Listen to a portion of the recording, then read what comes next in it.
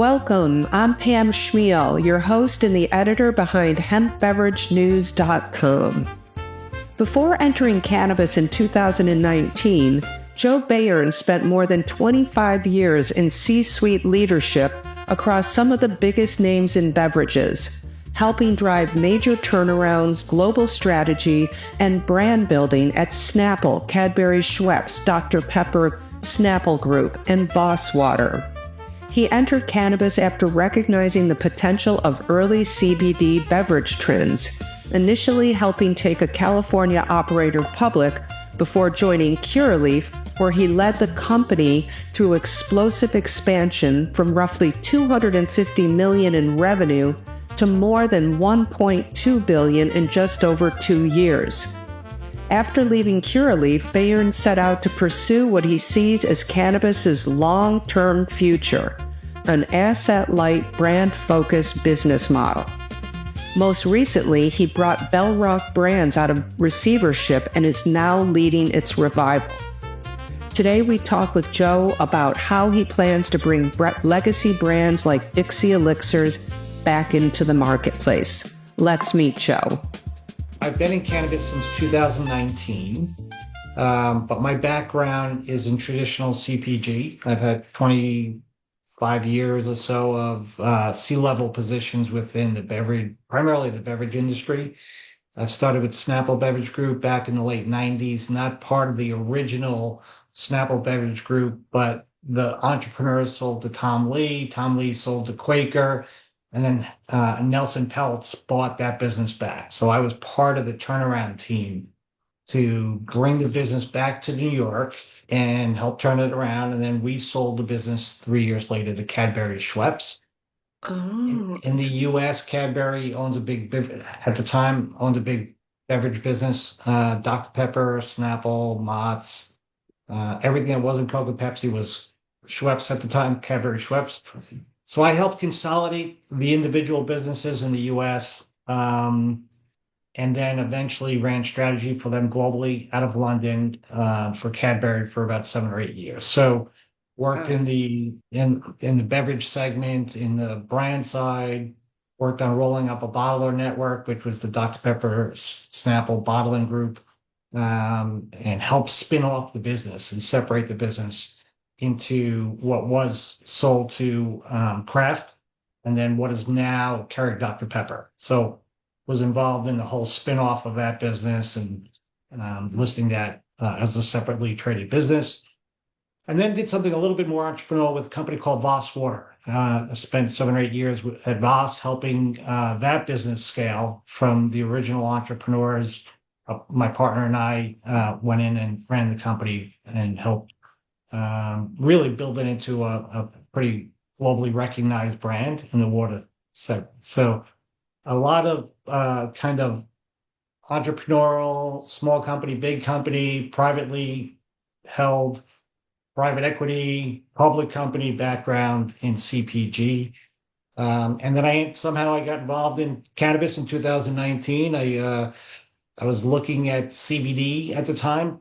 We were looking at product extensions for Voss, and everybody was talking about CBD water and CBD drinks. And we're like, well, what's going on over there? And I, did a little research and saw what was happening in cannabis, and it was a whole new world out there. And so Yeah. I had never taken a company public. So I helped a single state operator in California go public in 2019. And then got reacquainted with Boris Jordan, who we knew each other from London. Our kids went to the same school in London, and he asked me to come in and run Curaleaf. So I did that for 2.5 years. When I got there at the end of 2019, beginning of 2020, we were doing 2020. We were doing about $250 million of revenue, and on my last earnings call, we did about $1.2 billion. So Wow. $1 billion of growth in a relatively short period of time. And so I've got firsthand experience of what it's like to try to manage this massive expansion under the constraints of, state regulated markets. And then left at the end of 2022 to go really create a new model. And that model was based on the thesis that that while there are merits to the vertical integrated big MSO models, they're very capital intense, subject to a lot of variability, and candidly, um, although they've spent billions of dollars trying to create first mover advantage, that advantage is really not sustainable and it's eroding every day. It's not creating a sustainable foundation because most of them are closing down assets, closing down markets, Yeah. right? As the capital requirements are, so large to keep those models, in existence. So I left to try to find an alternative model. I call it an asset light. A lot of people are talking about asset light models, and I've always been a brand person, so I believe the long-term value in cannabis is going to be created by companies that understand how to build great products and great brands that people love and trust. And Yeah. so that's what I left to do. Um, had a short stopover with a group in Michigan, about $150 million business called Glorious Cannabis. I was there for a year. They ran into some financial issues, and they unrelated to our business. It was a part of a portfolio company of a larger portfolio, and that portfolio had some solvency issues. So that business actually is part of Vireo now. They just Chicago Atlantic bought that business. But then I looked at different assets, and that's where I came across. At the time, it was BellRock Brands, and I partnered with key investment partners to go out and secure the assets of that company. We didn't buy the company; we bought them out of receivership. They were in receivership for about 2 years. But I thought they had great brands. Mary's Medicinals, which I think is in the pole position to become the leading therapeutic brand in cannabis, and Dixie, which has been one of the original legal brands. I think it was the first beverage launched under the legal framework in Colorado. So long legacy of participation in the cannabis marketplace, and I think one of the things that attracted me about these brands was their resiliency, despite the fact that they had been in receivership for 2 years and got no funding and no support. The brand still survived, and that's really a brand story in my mind. It's really hard to build brands, and once you've built them, it's really hard to kill brands. And Interesting. so I'm really excited about where we are with MM Brands. MM Brands itself is a platform company. We're looking to build this asset light, brand forward CPG model, omni-channel CPG model, and we're looking for the right assets to fit on this platform because I believe that's a more attractive model. And I wouldn't say more attractive; it's just an alternative model to going out and trying to become, vertically integrated big MSO, which literally has cost billions and billions of dollars. Yeah, I was talking to someone yesterday from a big, huge market research company, Circana, and they said that the convenience store channel is like what they see so far. They've been tracking for a couple of years, but he said C stores are just blowing up. But where they're blowing up is in the non-legal state. So he said a cluster in the South, right? Yeah, so a cluster in the South, the Louisiana, Mississippi area is really. Texas. I mean, look at what happened in Yes, Texas I because mean, there was no cannabis program in Texas. It became the number one market for hemp-based products. And I yes, think while yes, there are pros and cons to that, a whole new channel has emerged. yes, It's interesting that you brought this up because it's one of my fascinations. Having worked through distribution, I've worked on rolling up bottling companies for soft drinks, built out distribution for Voss. So distribution is a key part of the strategy. And there's a whole new channel that has evolved over the last 5 years. And it's called convenience, and convenience has always been there. But these vape shops are now a lot like convenience stores. Like it used to be they were just selling paraphernalia, and then yeah, they started selling products. But if you walk into a lot of these vape shops, they're now selling beverages, they're selling snacks, they're selling other things to subsidize. And there are hundreds of thousands of these outlets popping up all over the country, right? So there is I think, convergence of traditional C-store and new C-store coming together, and somebody's going to exploit that soon. I think there's a roll-up opportunity there for sure. Oh, yeah, I never thought about that. Yeah, because I think the reason they started selling beverages and snacks is because they needed to conceal what they're really doing. Probably, yeah, yeah. That's my guess on how that kind of came together. Yeah, so as far as like distribution and manufacturing, how do you see now that you're, really going to start conquering these different markets? So do you just see you have like maybe one manufacturing, do you have a grow facility and a manufacturing in one market in Colorado probably? We no, and we don't have it in Col. We did have an operation in Colorado. We're about to re-enter Colorado and probably put manufacturing in that state. But the beauty is we're asset light, so Yeah. we don't own any cultivation. We don't need to own any cultivation, Yeah, right. You don't, right, right. and we really don't own manufacturing plants.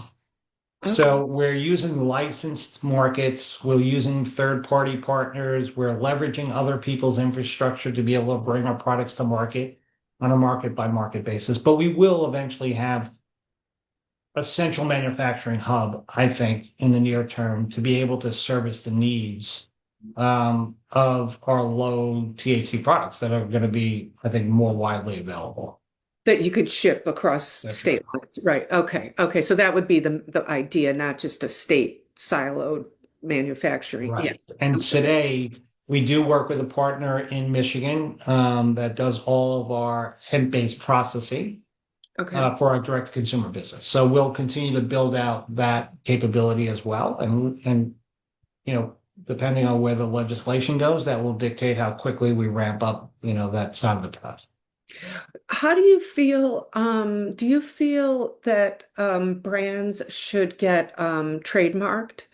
Is that something that you think it's Yes. important in the whole process of our industry? I was just Sure. at a panel discussion and a lawyer was talking about that, and I never really thought about that. Just curious how you think about that. I think eventually that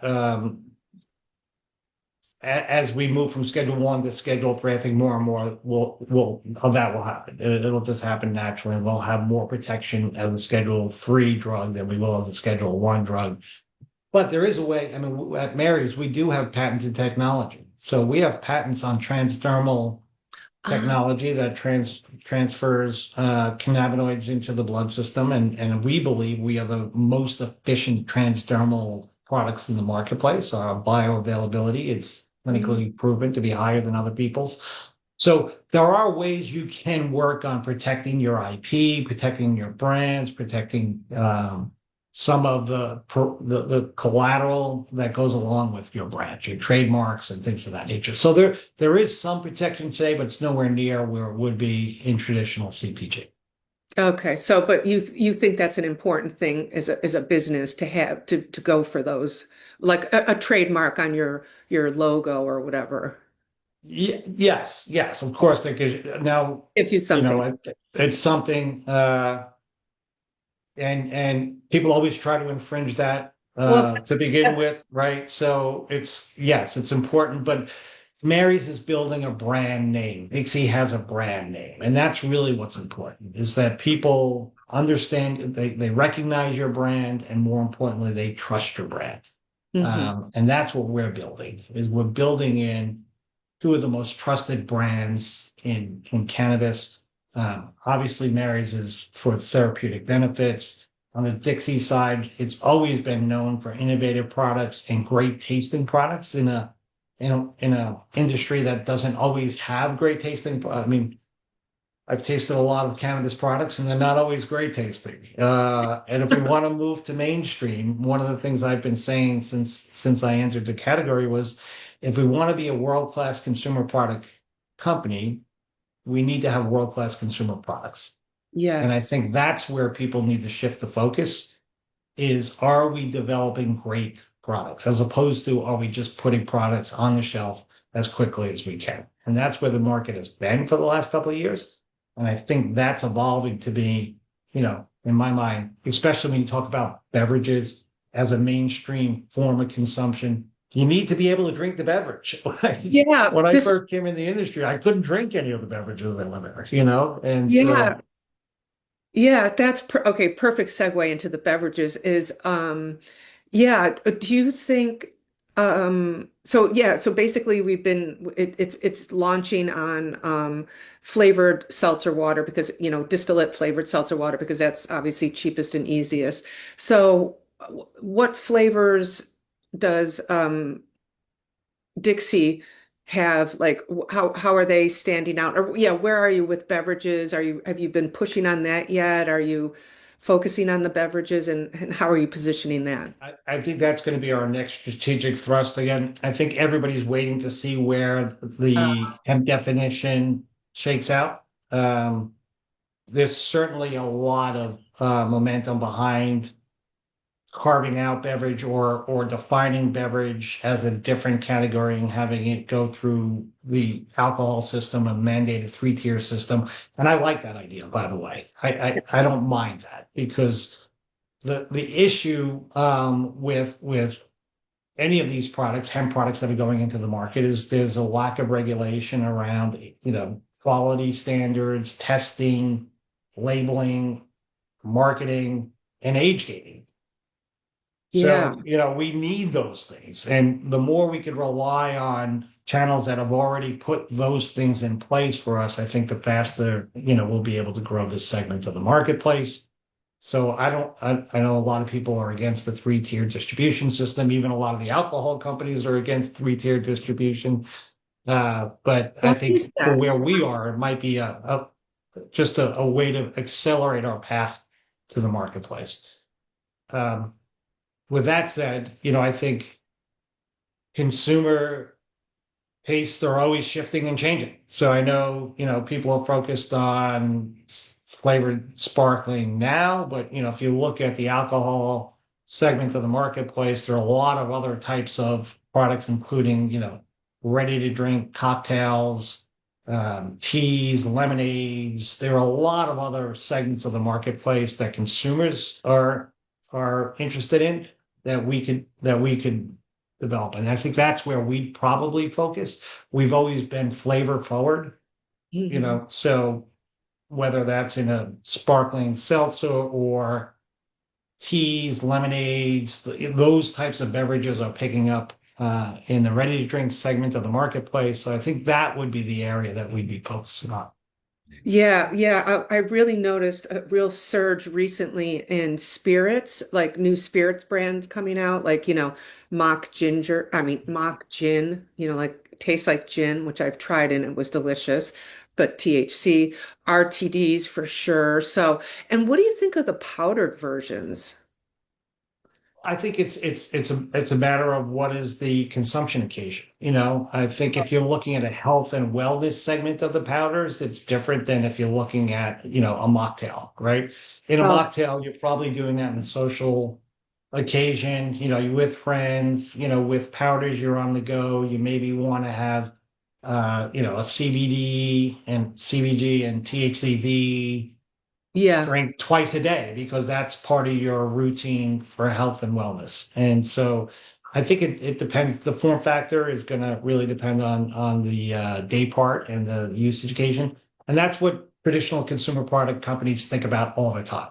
right. What is the Right. right usage occasion? What is the right form factor? What is the right day part for this product to be consumed? And I think as the cannabis industry matures, we'll start thinking more along those lines, Hmm. and meeting the consumer where the consumer already is, as opposed to what is happening today, which is, a huge, disruption in consumer lifestyle to be able to consume cannabis. It's you got to find the dispensary, go to a dispensary. It's just not a natural purchase outlet, for a lot of the products. So, because you have so much experience in distribution and beverages, I mean, I hate to say what would be your strategy, but like, like once this opens up, because the people who are in right now, obviously are the distributors and liquor stores and whatever aren't going to be taking on these new brands because we don't know what's really happening.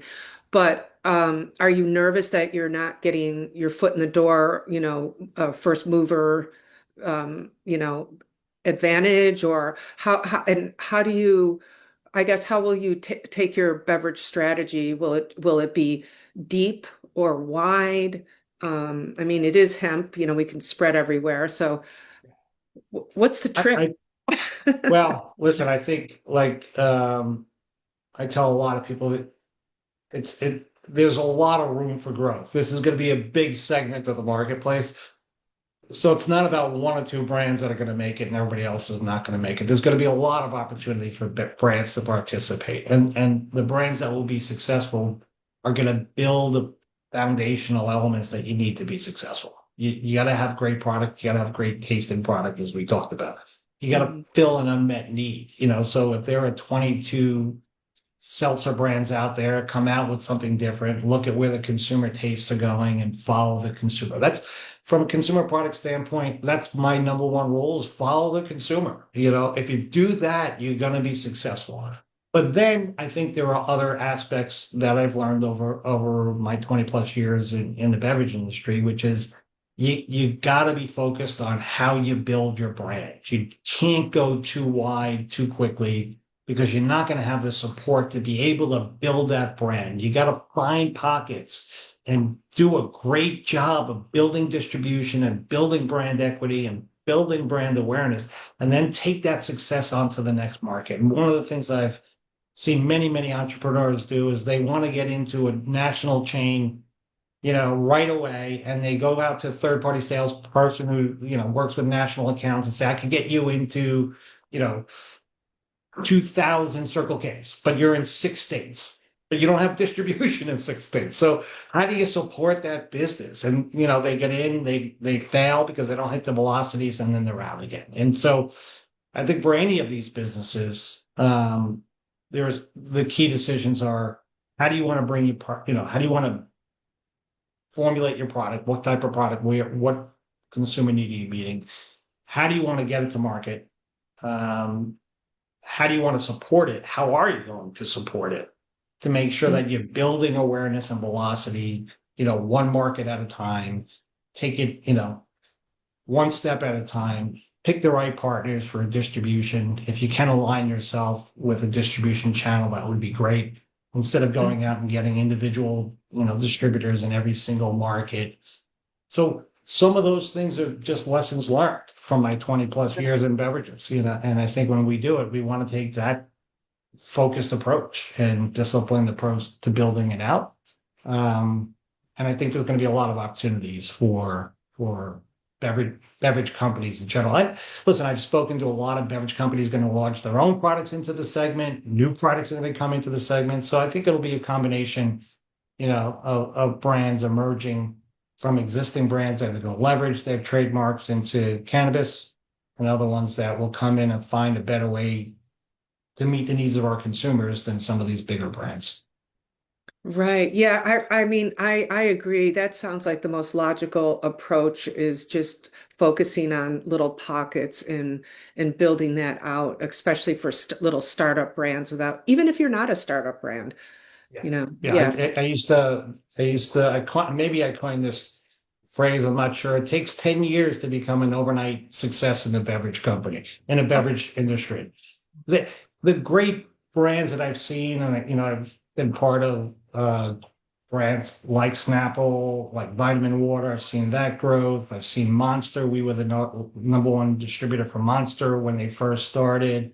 Wow. Um, they churn and churn and churn and churn and churn and churn. It takes years to start building out distribution, and then they hit the cycle. And once they hit the cycle, it's like, hey, this brand just came on the market. Well, the reality is, no, they've been at it 6, 7 years building up the infrastructure, and then you get into national distribution and things take off, and that's where that explosive growth really happens. But it starts by taking a very focused approach to building out your There's brand. so many beverage brands in general, and liquor, health, just regular drinks, now our drinks, it's I always think, oh, I would never want to be a beverage brand because it's just so, it's overwhelming the choices. But then just like on your building CPG brands, I guess maybe what would you say is like the best approach? Probably follow the customer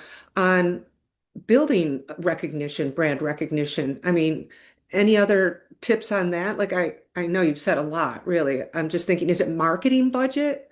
Is it sips to lips? Is it, on premise? I've had some people get bored with my presentations because I have the same strategic pillars over and over and over again. But I believe in them. You Yeah. know, for me, the number one pillar on my roadmap is always make sure you're creating differentiated products. And Okay. in the case of Mary's, we want to back that with science. We want to be able to prove that our products are better because they work better. And that's where we are today. Our patented technology is exactly that. We are people recognize Mary's for a reason. It's because our transdermal patches work like Yeah. better than anybody else in the marketplace.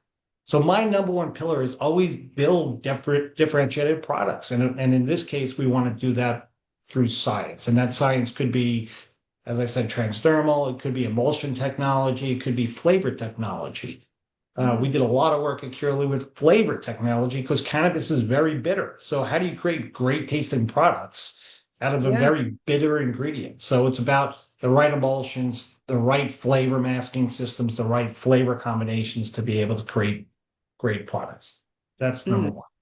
Number two is once we have great products, we have to get those into the hands of the consumers.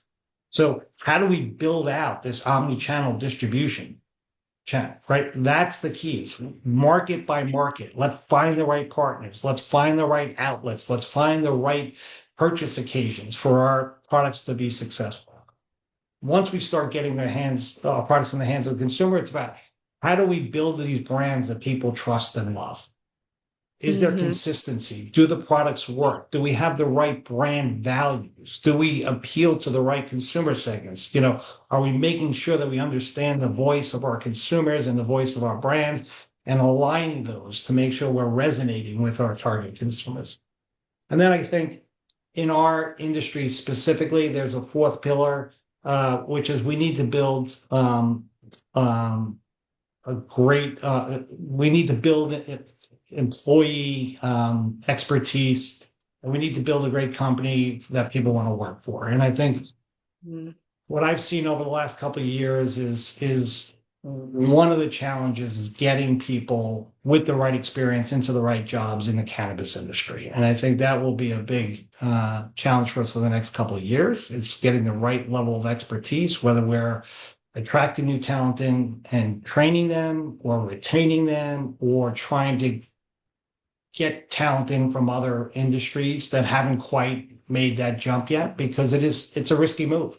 And it's not risky at my level, senior level. We've already had a career. We've been through a certain level of success. It's not difficult at the entry level, but in that middle level, it's really hard. And that's where we need the people who are going to help us scale and grow quickly by having experience that we can lean on. And I think that's one of the biggest holes in the cannabis industry is that level of talent. So those are my four pillars: great products, build out the distribution, give people brands they can trust and love, and make sure we have great people in our company that are focused on delivering everything we're building at the right level of quality and consistency. That's a great way to end.